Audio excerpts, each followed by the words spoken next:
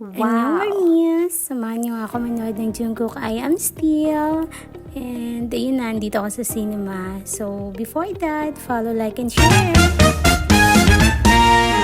Pa akong 15 minutes para mag-ikot-ikot and napadaan ako dito sa Christmas tree. Sobrang ganda. As in, malapit na yung Christmas. Merry Christmas in advance. May nadaanan din pala akong mga bag. Rattan bag ang tawag dito. Which is, gawa talaga siya ng mga Filipino na napakahusay. Wow. Nakaka-amaze lang talaga yung mga Filipino nun. Sobrang napaka-talented. Hindi rin naman nakakapagtaka na maraming pumipila na bumibili. Kasi tinan mo naman, ang gaganda ng mga design. Katulad nito, Christmas na Christmas. Pwede siyang pang regalo sa Christmas ha. Total malapit na yung Christmas. So baka gusto niyong bumili. Andito lang sa Alabang Town Center. Nagbenta pa nga. So ayun, fast forward. Samahan niyo na ako pumunta ng cinema. And actually, naligaw-ligaw pa ako dyan. Hindi ko alam bakit. Kabisado ko naman yung lugar na to, pero hindi ko alam bakit ako naligaw-ligaw. Ako lang ba? Or kayo din? Pero buti naman, nakarating ako ng safe, sound, and happy na andito na ako kay Jungkook. Yay! I'm here! Well, actually, napanood ko na yung I Am Still ng buo. Dahil sa mga spoiler na matitigas ang ulo dyan. Shout out! But, yun sabi nila, iba pa rin yung feeling na napanood mo siya sa sinihan. Kaya kung ako sa inyo, manood na rin kayo. Fast forward, ayun na nga, nilabas na naman yung card ng Bangtan. Yes po, card ng Bangtan yan, wala nang iba. What? Aminin man natin, kaya tayo nanood dahil dito. Di ba? Dahil dyan sa photocard na yan. While waiting sa next batch, yung mga nakikita nyo na yan is kakatapos lang din nila. So, kaya sila nagsa-selfie-selfie kasi syempre, selfie is life. Yes! Well, kahit saan naman tayo mapunta, selfie is life, video is life. Ayun po, shoutout po sa lahat ng mga nasa likod ko, especially dun sa bata. Ayun, tumatalon-talon pa. Shoutout po sa inyo.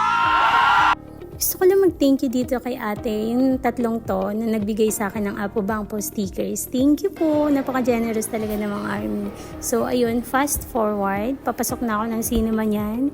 And not sure kung marami ba kami. Pero feeling ko kasi wala pa kaming 10 na manonood dito sa 3 PM na batch na to. And okay lang naman kasi yung mga ibang army kasi natin is nasa iba't ibang lugar din. May mga ganap-ganap din, di ba?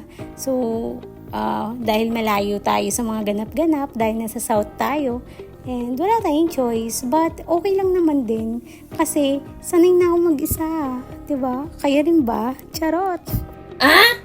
Yun. Ako lang ba na mas gugustuhin ko mag-isa sa gala-gala kaysa sa may kasama ako? I mean, okay lang naman na may mga kasama kang co-army, di ba? Pero ako lang ba talaga na gusto ko mag-isa? Gusto ko lang, I don't know, ganun ako eh. Fast forward, yun na, huwag yun na pansinin yung legs. Pansinin nyo yung laman ng sinehan. Wala pa po kaming 10. Yes po, okay lang naman din. Kasi masaya, parang masaya lang din. Ayun, ipapast forward ko lang yung mga video para hindi rin naman ako maging spoiler sa mga hindi pa nakapanood. But, I just want to share yung thoughts ko about dito sa documentary ni Jungkook. Sobrang dami kasing pumasok na realization sa isip ko. After watching Jungkook I Am Still, I just realized that Jungkook was literally born to be on stage. Yes, sobrang napaka-golden maknae niya talaga. All those hard work, dedication, and passion just to give us best performance. Kahit na magkasakit-sakit na siya, dun talaga ako na-amaze sa kanya. Dun din ako napaiyak, as in. I'm so proud of you, Jungkookie. You really come a long way. Can't wait what's next for you, our giant pop star. I will always be here to support you, Jungkookie. We love you. So hanggang dito na lang muna. See you sa next vlog. Bye!